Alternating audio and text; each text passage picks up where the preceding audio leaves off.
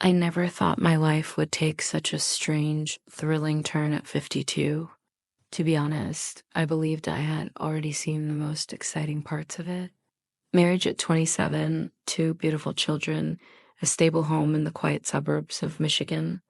Even the minor adventures, spontaneous trips, whispered flirtations in grocery store aisles had faded into the background like old Polaroids left out too long in the sun.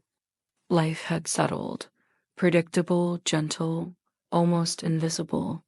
And then came Ethan. He wasn't supposed to be anything more than a polite handshake and an awkward Christmas card exchange. My mother, widowed for almost a decade, had remarried in the spring to a man named Walter, a broad-shouldered, bear-like man with a booming laugh and a heart of gold. He had one son from a previous marriage. Ethan, 15 years younger than me, mid-30s, with a smirk that curled dangerously at the edges and eyes the color of oversteeped tea. The first time I met him was at their wedding reception. I was wearing a navy blue dress, something modest, something safe. My husband, Robert, stood beside me, his tie slightly askew, nursing a second glass of cheap champagne and talking about mortgage rates with an uncle whose name I couldn't remember. And then Ethan walked in, late tan from a recent trip to Costa Rica, jacket slung casually over one shoulder. He didn't belong to this stiff, awkward celebration any more than a wolf belongs in a petting zoo. His gaze swept across the room, lazy and amused, until it landed on me, and stayed there. Something in my stomach twisted, a tightening, a flutter. Stupid, I thought. I'm old enough to be his. But the heat of his stare said otherwise. It burned past the polite smiles, the careful hairdos, the tedious niceties. It saw something underneath, something I had almost forgotten was there. When he finally crossed the room toward me, it felt inevitable, like gravity. You must be... His voice was low, a little rough. My new stepsister.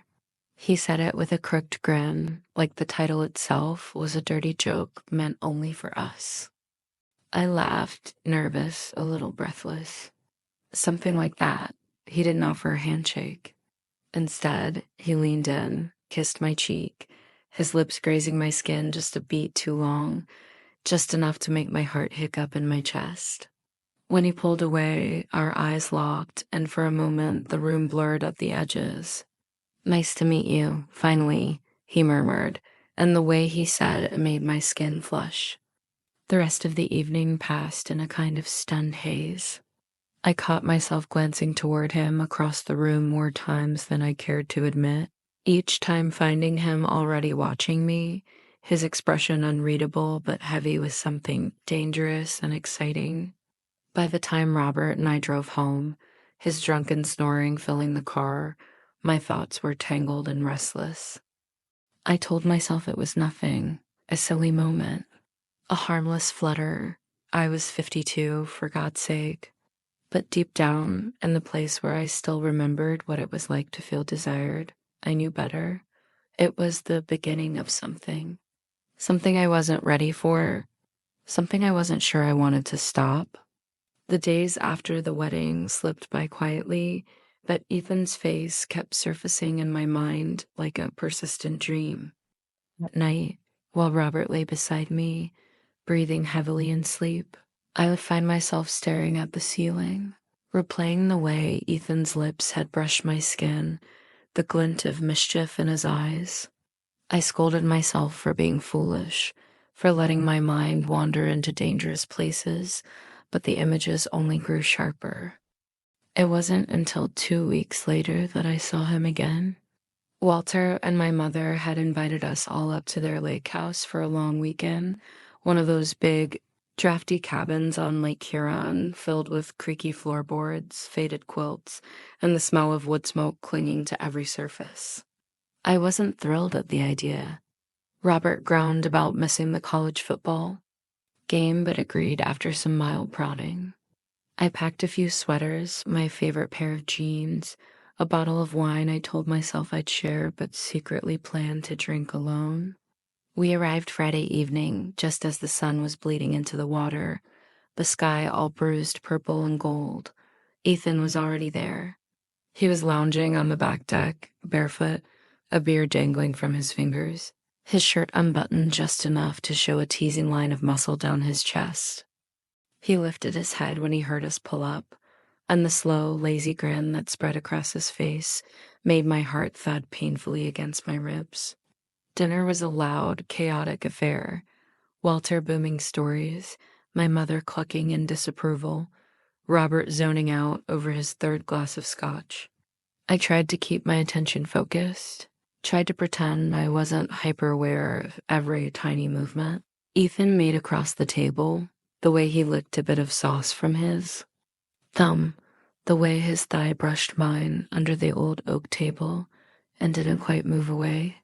After dessert, the others drifted into the living room to play a creaky old piano and argue over card games.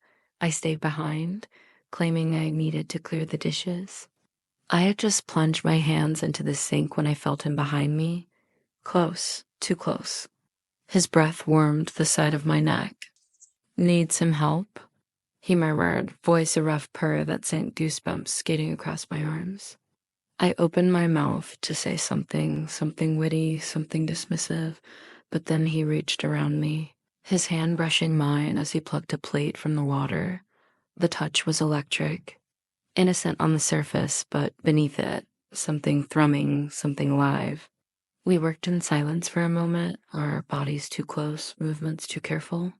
I could smell him, soap, salt, something a little wild underneath. My pulse hammered wildly in my ears. When I turned to hand him another plate, our faces were inches apart. I don't know who moved first. Maybe it was both of us, ... The kiss was sudden, reckless. His mouth crushed against mine, hot and desperate. I gasped into him, the plate slipping from my fingers and shattering in the sink. He grabbed my hips, pulling me against him, and I felt him hard, insistent, through his jeans.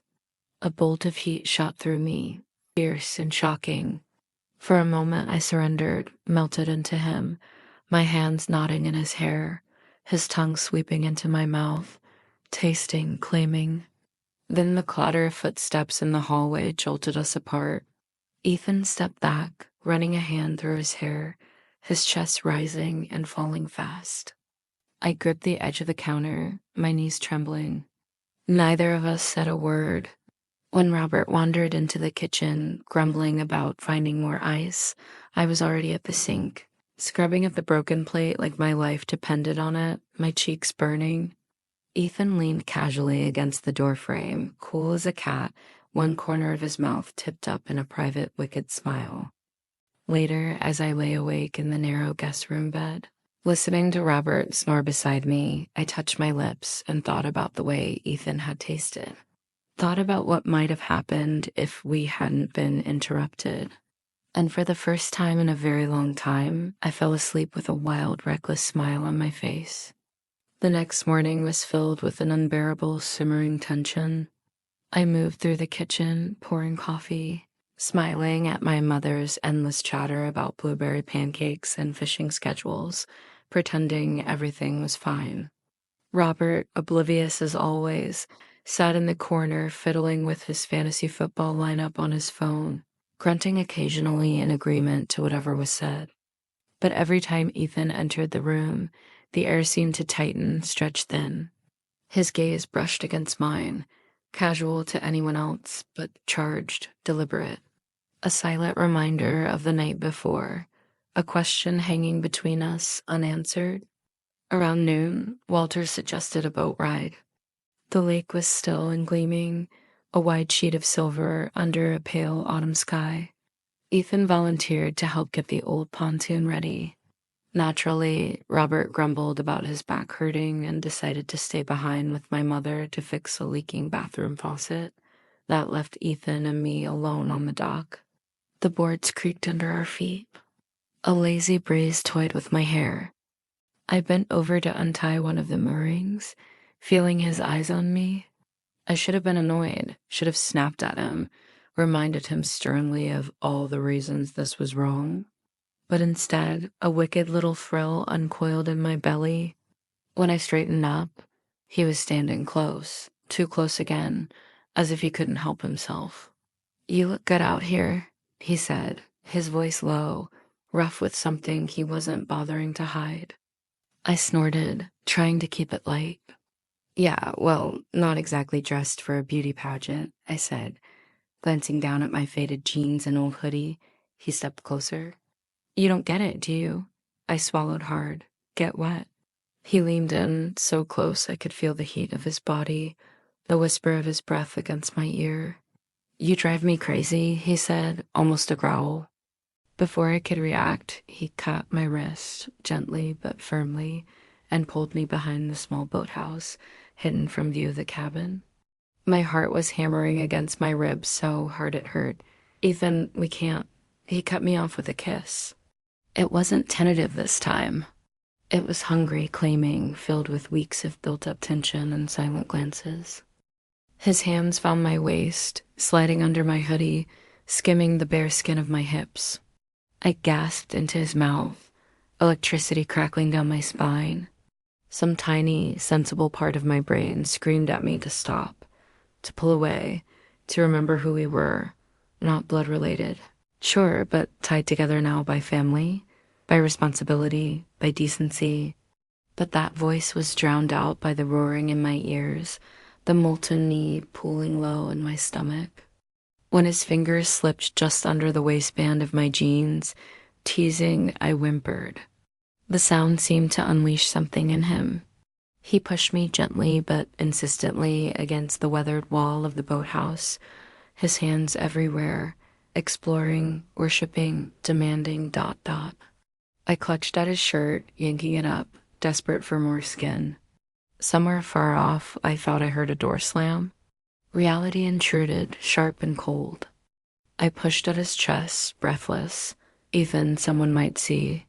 He rested his forehead against mine, his breathing ragged. "I don't care," he whispered, but I did. Or at least I told myself I did. Still, it took every shred of willpower I had to slip away from him, smoothing my clothes, avoiding his eyes. "We have to be careful," I said, my voice shaking. He caught my hand before I could leave, pressing a slow, lingering kiss to my knuckles. A promise, a threat. I pulled away, heart pounding, and hurried back toward the house, forcing myself to look casual, to smile and wave when Robert shouted from the porch, asking if the boat was ready. All afternoon, I could feel Ethan's eyes on me, ... At dinner, his leg brushed mine under the table again, slow and deliberate. I nearly dropped my fork. That night, I lay awake once more, the ache between my legs almost unbearable, my body restless, tingling, desperate for something I knew I shouldn't want. When I finally drifted into sleep, it was with Ethan's mouth on my skin, his hands in my dreams.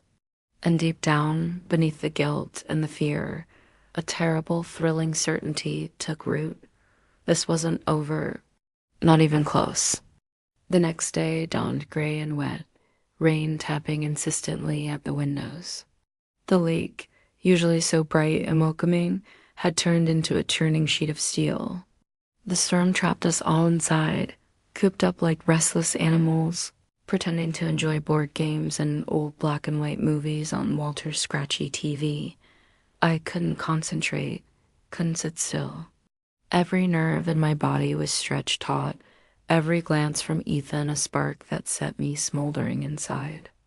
By mid-afternoon, Robert had disappeared into the guest room for a nap. My mother was deep into a jigsaw puzzle at the kitchen table, and Walter had fallen asleep in his recliner, his snores rattling the windows. I wandered into the hallway under the pretense of looking for a book. Ethan was waiting. It was almost like he had known I would come, or maybe deep down I had known he would be there. Leaning casually against the doorway to the small library at the back of the house, a paperback dangling forgotten in his hand. Our eyes met, and that was it. No words, no hesitation. He stepped forward, caught me by the wrist, and tugged me into the dark, empty room. The door clicked shut behind us. For a moment, we just stood there, breathing heavily, the air thick with the storm outside and the storm between us. Then he moved. His hands were on my face, my waist, my hips, urgent, greedy. I clutched at his shirt, yanking it over his head, revealing the hard lines of his chest, the smattering of dark hair that made my mouth water. He pushed me back against the wall, one hand sliding up under my sweater, fingers tracing the curve of my breast through the thin lace of my bra. I gasped, arching into him. "Tell me to stop," he rasped against my throat, his mouth trailing hot, open-mouthed kisses down my neck. I should have. I could have. But I didn't. Instead, I grabbed his face and kissed him, hard, hungry, desperate. That was all the permission he needed. In a blur of fumbling hands and frantic breaths, he stripped me down, piece by piece, until I was bare before him, trembling, aching. He dropped to his knees, his mouth pressing hot, wet kisses along my stomach, down to the soft, sensitive skin between my thighs. I clutched at his hair, biting down on my own wrist to muffle the sounds tearing from my throat. He was relentless, skilled, knowing exactly where and how to touch me, to tease me, to push me higher and higher until I shattered against him, waves of pleasure crashing through me so intense I could barely stand. When I opened my eyes, dazed, I found him watching me with a look that was both reverent and utterly possessive. He stood, his jeans already halfway undone, his arousal undeniable. I reached for him, bold now, emboldened by pleasure and need. He groaned low in his throat when my hand found him, heavy and throbbing against my palm. I wanted him. God, I wanted him so badly it hurt. But even then, even lost in the haze of lust, I remember we were. The thin walls, the sleeping bodies just down the hall. He seemed to sense my hesitation. With a rough growl, he spun me around, pressing me against the wall, his body shielding mine. He hooked his fingers into the waistband of my panties, dragging them down with agonizing slowness. Then, finally, he was inside me. The sensation stole the breath from my lungs. I had forgotten what it felt like to be claimed like this, to be taken, to be wanted so fiercely it was almost violent. He moved slowly at first, savoring it, drawing it out, and then faster, harder, each thrust a deep, shuddering pleasure that left me gasping, clinging to him, completely at his mercy. The sound of the rain, the creak of the old house, the muffled snores from the other room, it all blurred into white noise. All that mattered was him. His hands, his mouth, his body pounding into mine, marking me in ways I would never be able to undo. When we finally collapsed together, spent and shaking, I buried my face in his shoulder, breathing him in. We stayed like that for a long moment, tangled together, hearts racing, bodies still joined. And for the first time, the full weight of what we had done settled over me. I should have felt ashamed. I should have been filled with guilt, horror, regret. But as Ethan gently tucked a strand of hair behind my ear and pressed a soft kiss to my forehead, all I felt was a dangerous, blissful sense of rightness. I didn't want to stop. I didn't want this to be a mistake. I wanted more. And somehow, deep down, I knew he did too. The days after the storm were a blur. We returned home, back to our separate houses, our separate lives, but everything had changed. I carried Ethan with me like a hidden bruise, tender, aching, impossible to ignore. Robert was clueless, of course. He kept on absorbed in his own routines, his work, his endless television marathons and quiet dinners. If he noticed the way I jumped whenever my phone buzzed, or the way I seemed lost in thought, he never said a word. But Ethan. Ethan was relentless. At first it was just text. Late at night, when the house was dark and silent, my phone would glow with a simple message. "Can't stop thinking about you." Or, Wish it was your hands on me right now. Sometimes it was just a single word, need. Every message was a spark, reigniting the fire I tried so hard to suppress. During the day, it was subtler, little stolen moments. A touch on my lower back when no one was looking. A lingering glance across a crowded room at one of Walter's Sunday barbecues. Once, when I went to the bathroom during a family dinner, I found him waiting outside the door. He backed me into the wall with one fluid movement, his mouth hot against my ear. "I want you," he growled, his hands roaming my body boldly. I was dizzy from the rush of it, the danger, the thrill. We were playing with fire. We both knew it, but neither of us could stop. It wasn't long before the texts became phone calls. Long, breathless conversations late into the night, filled with confessions, laughter, filthy promises whispered through the darkness. I would lie there in bed, Robert snoring beside me, touching myself to the sound of Ethan's voice, telling him exactly what I would do if he were there, describing in shameless detail all the things I wanted from him. He told me things too, wicked, beautiful things that made me ache and burn and gasp into my pillow. One night, after a particularly fevered call, he said something that sent a shiver down my spine. "I'm not going to share you much longer," he said. His voice was low, dangerous, filled with something primal. "You're mine. You know that, don't you?" I didn't answer.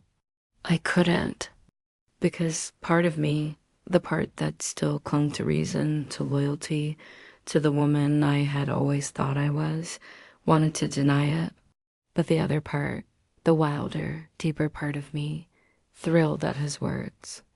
And when he said mine, I realized, with terrifying clarity, that a part of me already was. The first time we arranged to meet outside of family events, it felt like stepping off a cliff. He suggested a motel just outside of town, cheap, anonymous, the kind of place people went to disappear for an afternoon. I told Robert I was meeting a friend for lunch. I wore a simple dress, soft, pale blue, modest enough not to raise suspicion, but loose enough to slip off easily. Underneath, I wore nothing but a pair of lacy white panties. When I walked into the motel room, my heart hammering wildly, Ethan was already there, sitting on the edge of the bed. He stood when he saw me. For a long, charged moment, we just stared at each other. Then he crossed the room in 3 strides, took my face in his hands, and kissed me, slow, deep, thorough, as if he had all the time in the world. When he pulled back, his eyes burned into mine. "You're so fucking beautiful," he said, voice raw with want. I laughed shakily. "You're just saying that because I'm here?" He shook his head, tracing my cheek with his thumb. "No," he said simply, "I mean it." And somehow I believed him. The hours that followed were a blur of heat and hunger. He undressed me slowly, reverently, his hands learning every inch of me as if memorizing it. He kissed places no one had touched in years, whispered filthy, tender things against my skin that made me tremble. When he finally pushed inside me, it wasn't frantic like before. It was slow, deep, devastating. He made love to me like he meant it, like he owned me. I clung to him, nails digging into his back, legs wrapped tight around his waist, trying to get closer to merge into him completely. We moved together in a rhythm that felt ancient, inevitable. And when I came, shattered and sobbing his name, it wasn't just pleasure, it was surrender. Afterward, we lay tangled together in the cheap sheets, his arms wrapped tightly around me, his heartbeat loud and steady under my ear.